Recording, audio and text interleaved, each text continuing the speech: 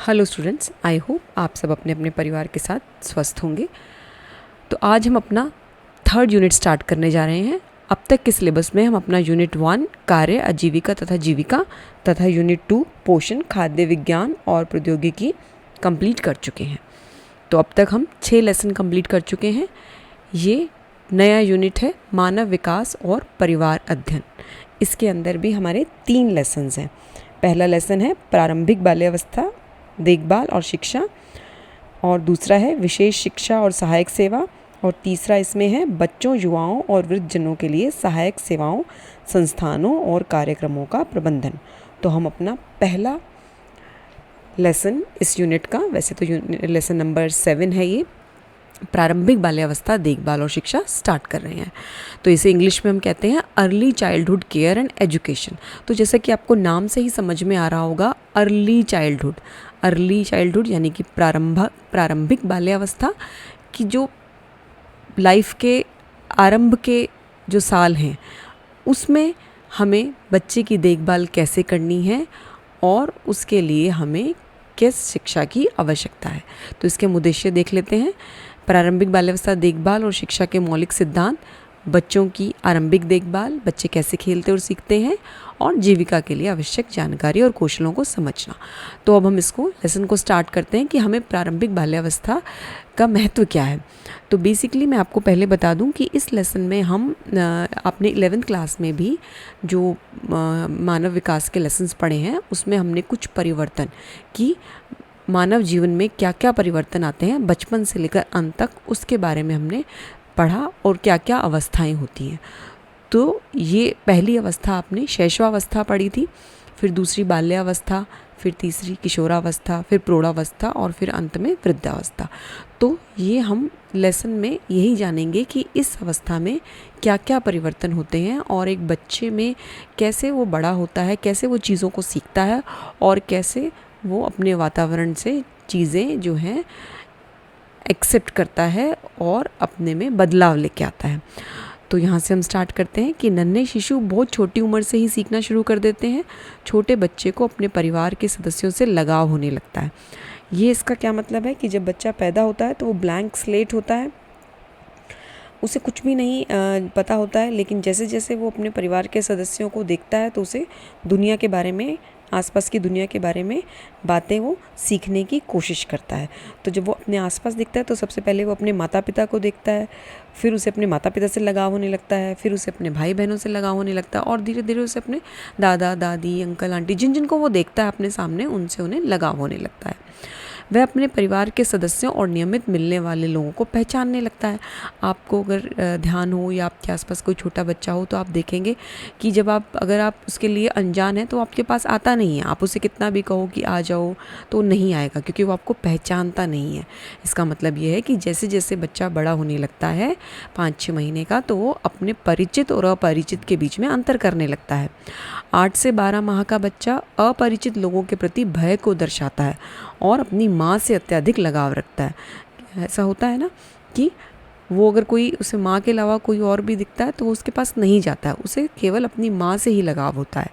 फिर 1 साल तक का होते होते बच्चा माँ या देखभाल करने वाले से ही चिपका रहता है। जहाँ जहाँ माँ जाएगी वहाँ पीछे पीछे, माँ बाथरूम में जा रही है तो वो भी बाहर खड़ा रहेगा, रोता रहेगा जब तक माँ उसे दिखाई ना दे। ठीक है, जैसे अब एक गेम भी हम खेलते हैं, जैसे पिकेबू जिसे हम बोलते हैं। तो माँ अपना बच्चे के मुँह पर चुन्नी रख देती है तो बच्चा समझता है कि माँ कहीं चली गई, तो एकदम से चुप हो जाता है। फिर माँ जैसे ही दुपट्टा हटाती है तो बच्चा अपनी माँ को देखकर खुश हो जाता है। तो इसे पिकेबू गेम कहते हैं, जिसमें कि उसे ऐसे लगता है कि माँ जब दिखाई नहीं दे रही तो इसका मतलब वो कहीं चली गई, लेकिन जब वो देख लेता है तो वो खुश हो जाता है। लेकिन यह व्यवहार भी उसका जल्दी ही छूट जाता है और यह समझ विकसित हो जाती है कि माँ दूसरे कमरे में जाने पर लुप्त नहीं होगी, मतलब गायब नहीं हो जाएगी। मम्मी है वो दूसरे रूम में ही होगी, वो कुछ काम कर रही होगी, और उसकी अनुपस्थिति में भी सुरक्षा का बोध उसका विकसित हो जाता है कि कोई बात नहीं, इधर कहीं काम पे गई है, आ जाएगी, दूसरे रूम में होगी या किचन में होगी। ऐसे बच्चा जो है तेज़ी से बढ़ रहा होता है और चलना, चीज़ों को पकड़ना, शरीर को संतुलित करना और अपना मल मूत्र पर नियंत्रण भी सीखता है। ये सब जो है जैसे जैसे उसके एज बढ़ती जाएगी उसको ये सब चीज़ों पे नियंत्रण जो है हो जाएगा। और इसके बाद हम ये बात करेंगे कि बच्चे कुछ वर्षों तक परिवार में ही पलते हैं। अगर माँ काम पर जाती है तो वहाँ वैकल्पिक व्यवस्था होती है। वैकल्पिक अवस्था में मतलब फैमिली की कोई और लेडी, दादी है, बुआ है, बड़ी बहन है, वो बच्चे की देखभाल करेगी। तो पारंपरिक रूप से बच्चे की देखभाल परिवार की महिलाएं ही करती हैं। लेकिन आजकल जैसे न्यूक्लियर फैमिली सिस्टम है, अगर माँ काम पे जाती है और फैमिली में कोई और नहीं है तो संस्थागत शिशु देखभाल का प्रावधान है। इसका मतलब क्या है? Institutional child care. तो इसमें क्या आएंगे? आपके क्रैच, बालवाड़ी, ये सब आएंगे। गाँवों में बालवाड़ियाँ होती हैं, शहरों में क्रैच होती हैं। तो इसके लिए कोई पारिवारिक देखभाल की व्यवस्था हो सकती है जिसमें आस पड़ोस की कोई महिला अपने घर में व्यवसाय के रूप में शिशु केंद्र चला सकती है। शिशु केंद्र को प्राथमिक देखभालकर्ता के विकल्प के रूप में देखा जाता है। दैट मीन्स अगर मदर केयर नहीं कर रही तो मदर जैसी केयर उसको शिशु केंद्र पर, चाइल्ड केयर सेंटर पे मिलेगी।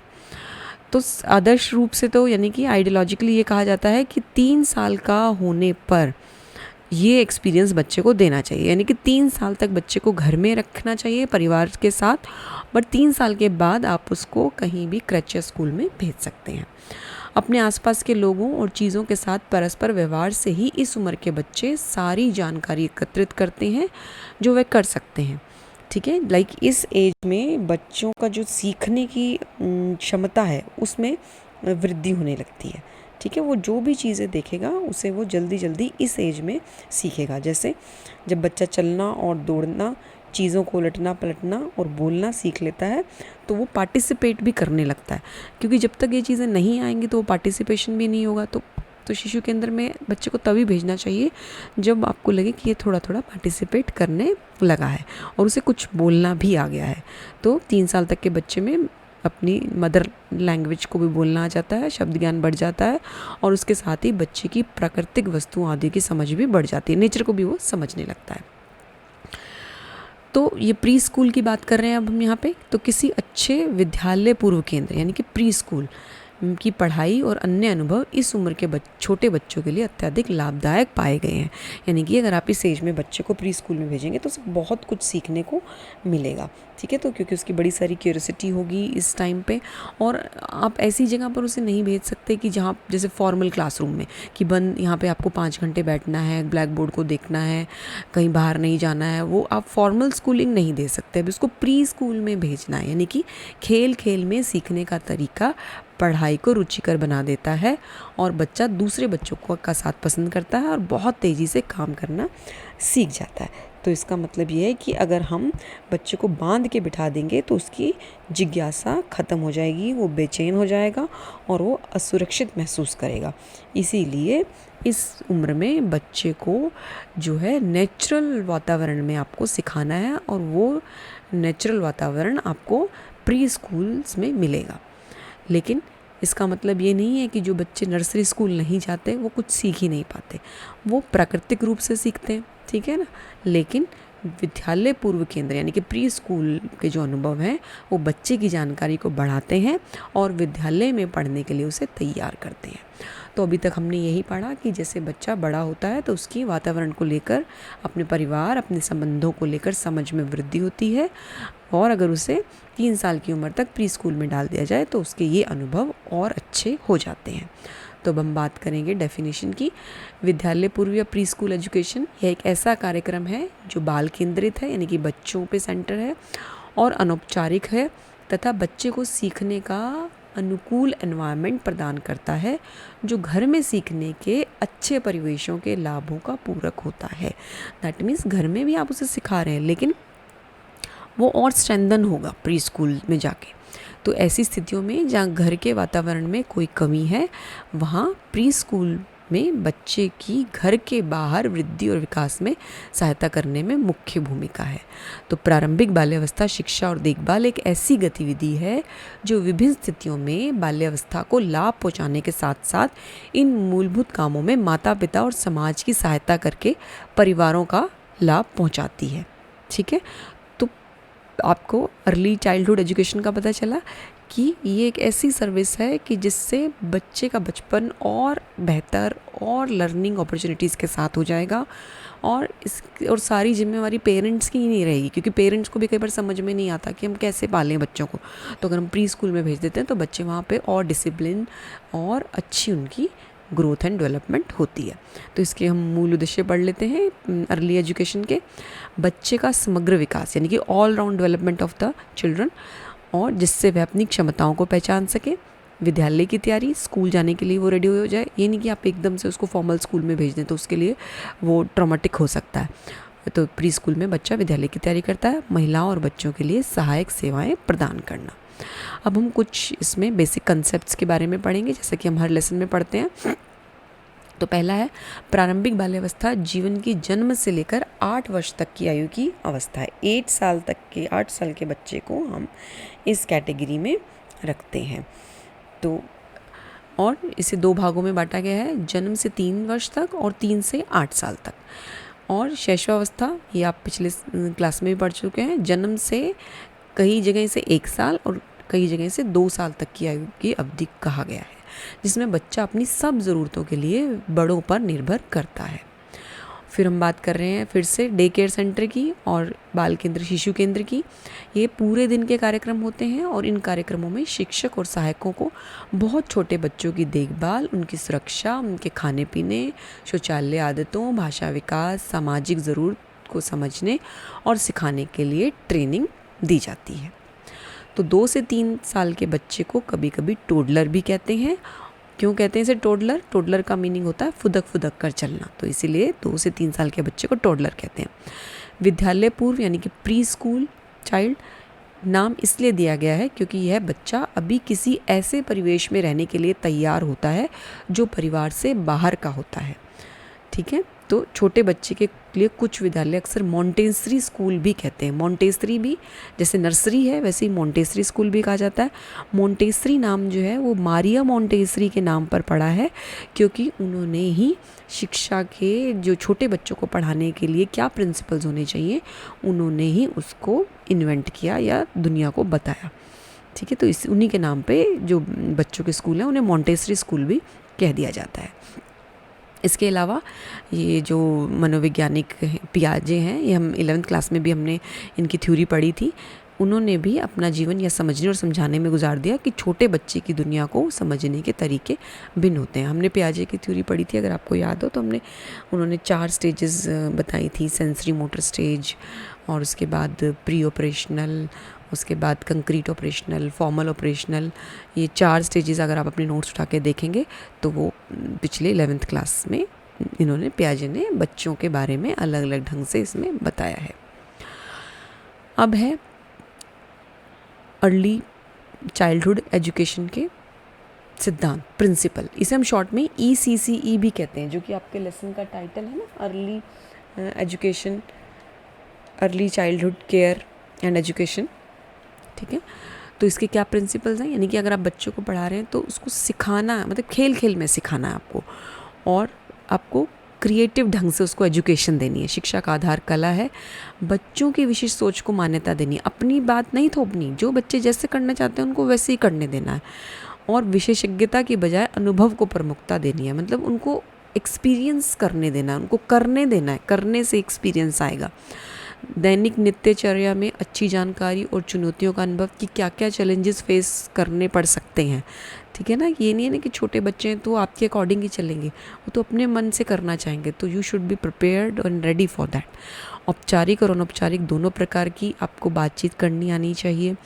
पाठ विषय और सांस्कृतिक स्रोतों का मेल होना चाहिए। आपको लोकल सामग्री को यूज़ करके जो है नई नई चीज़ें बनानी आनी चाहिए। विकासात्मक रूप से उपयुक्त तरीके, लचीलेपन तथा अनेकता, और स्वास्थ्य कल्याण और स्वस्थ आदतें होनी चाहिए। तो ये बेसिकली प्रिंसिपल्स माने जाते हैं ECCE के। अब है कि अगर आप इसमें कुछ करना चाहते हैं तो आप जीविका के लिए कैसे तैयारी करेंगे। तो 6 वर्ष से कम आयु के बच्चों की दुनिया और संबंधों को समझने के स्पेशल तरीके होते हैं और उनकी विकासात्मक ज़रूरतें अलग होती हैं। इसलिए बच्चों के लिए काम करने वाले जो वयस्क हैं उनका प्रारंभिक बाल विकास और देखभाल के क्षेत्र में शिक्षित होना आवश्यक है, यानी कि इनको नर्सरी टीचर ट्रेनिंग लेनी ज़रूरी है। शिक्षक और देखभाल करने वाले पर उन बच्चों की देखभाल का दायित्व है जो उनकी संतान नहीं है, यानी कि आपको किसकी केयर करनी है, जो आपके अपने बच्चे नहीं हैं, तो आपको और भी ज़्यादा कॉशियस रहना पड़ेगा। साथ ही शिक्षक जिस संस्थान में काम करते हैं उसकी और समाज की जिम्मेदारी उन पर होती है, यानी कि आपको बच्चों को ऐसे ट्रेन करना है कि वो अच्छे नागरिक भी बने। तो प्रारंभिक बाल्यावस्था देखभाल और शिक्षा व्यवसायिक को बच्चों, उनके कल्याण, ज़रूरतों और चुनौतियों की जानकारी और ज्ञान होना चाहिए, जिससे वे उनकी वृद्धि और विकास के अवसर प्रदान कर सकें। विद्यालय पूर्व बच्चों की शारीरिक देखभाल जैसे सफाई, खान पान, शौच आदि की निगरानी करने की कम आवश्यकता होती है। 3 साल के बाद के बच्चे तो उन्हें अपना खाना पीना, टॉयलेट ट्रेनिंग उनकी हो चुकी होती है घर पर ही, क्योंकि बच्चा बोलने, मलमूत्र विसर्जन और स्वयं के खाने पीने की क्षमता विकसित कर चुका होता है। तो शिक्षक को बच्चों को नई चीज़ों को सीखने, प्राकृतिक घटनाओं का अनुभव करने और अनेक प्रकार के अनुभवों के दिलचस्प अवसर प्रदान करने पर अधिक ध्यान देना है। तो इस समय उसकी रचनात्मकता यानी क्रिएटिविटी से आपको एक्सप्रेस करना है और बच्चे की भी क्रिएटिविटी और उसकी खोजबीन करने की प्रवृत्ति को आपको बढ़ावा देना है। तो दैट मीन्स आपको जो भी ज्ञान है वो बच्चों के ओरिएंटेड होना चाहिए कि आप बच्चों को खुल के मौका दे सकें और उनको प्यार से आप सिखा सकें। तो आप में क्या क्या कौशल होने चाहिए, अब हम उसके बारे में बात करेंगे। तो बच्चों और उनके विकास में रुचि हो, आपको पता होना चाहिए किस किस तरह की डेवलपमेंट होती है, physical development, motor development, social development, language development, सब तरह के विकास आपको बच्चों के बारे में पता होने चाहिए। छोटे बच्चों की आवश्यकताओं और उनकी क्षमताओं के बारे में जानकारी, बच्चों से बातचीत करने की क्षमता और प्रेरणा, रचनात्मक और रोचक गतिविधियों के लिए, मतलब बच्चों को तो आपको क्रिएटिव ढंग से स्टोरी टेलिंग करके, रोल प्ले करके वैसे सिखाना आना चाहिए, तो वो आपको करना आना चाहिए। कहानी सुनाने, खोजबीन करने और कैसे कार्यों के लिए आप में उत्साह होना चाहिए। बच्चों की बहुत सारी शंकाएं होती हैं, बहुत क्वेश्चन पूछते हैं बच्चे, तो उनके उत्तर देने की इच्छा होनी चाहिए, रुचि होनी चाहिए और लंबे समय तक आप शारीरिक गतिविधियों और सक्रियता करने के लिए तत्पर यानी कि रेडी होने चाहिए। तो यदि आप इस क्षेत्र में आने की इच्छा रखते हैं तो आपको 1 वर्ष का NTT नर्सरी टीचर ट्रेनिंग का डिप्लोमा करना पड़ेगा, या आपको ये जो ओपन यूनिवर्सिटी इग्नू है वहाँ से भी प्रोग्राम्स चलते हैं, एजुकेशनल प्रोग्राम, वहाँ से ट्रेनिंग लेनी पड़ेगी। और ये नर्सरी टीचर ट्रेनिंग के अलावा भी बहुत से डिप्लोमाज हैं वो आप इसमें कर सकते हैं। फिर आपके अगर आप ये सब कोई ट्रेनिंग ले लेंगे तो आप क्या क्या कर सकते हैं, आप नर्सरी स्कूल में टीचर बन सकते हैं, आप शिशु केंद्र यानी कि चाइल्ड केयर में आप देखभालकर्ता बन सकते हैं, सरकारी और गैर सरकारी बच्चों के लिए जो प्रोग्राम चलते हैं उसमें पार्टिसिपेट कर सकते हैं, उद्यमी यानी कि आप अपना एंटरप्रेन्योरशिप, अपना देखभाल केंद्र चला सकते हैं, अपना डे केयर सेंटर चला सकते हैं और इंटीग्रेटेड चाइल्ड डेवलपमेंट प्रोग्राम्स में भी पार्टिसिपेट कर सकते हैं। तो ये मैंने इस वीडियो में थोड़ा ब्रीफली आपको ये लेसन बताया है, बट आप NCERT या कोई और भी आपके पास किताब है तो उसमें से प्लीज़ इस लेसन को डिटेल में ज़रूर पढ़ें, क्योंकि वीडियो में एक जो है जिस्ट बताने की कोशिश करती हूँ मैं, ताकि आपको समझ में आए बुक पढ़ने से पहले कि हाँ आप क्या पढ़ने वाले हैं। तो इस लेसन में हम छोटे बच्चों की कैसे हेल्प कर सकते हैं थ्रू प्री स्कूल, और प्री स्कूल में बच्चे किस तरह की ट्रेनिंग ले सकते हैं और आप किस तरह सक्षम होने चाहिए उन बच्चों को डील करने में, ये सारा लेसन में ये सब था। तो ये कुछ क्वेश्चन आंसर्स हैं, ये NCERT बुक के ही हैं, मैं आपको PDF भी भेजूँगी, तो आप ये इनमें से देख लीजिएगा और इसके आंसर्स अपनी दूसरी नोटबुक में ज़रूर लिखिएगा। कोई डाउट है तो आप मुझसे WhatsApp करके पूछ सकते हैं। Thank you very much.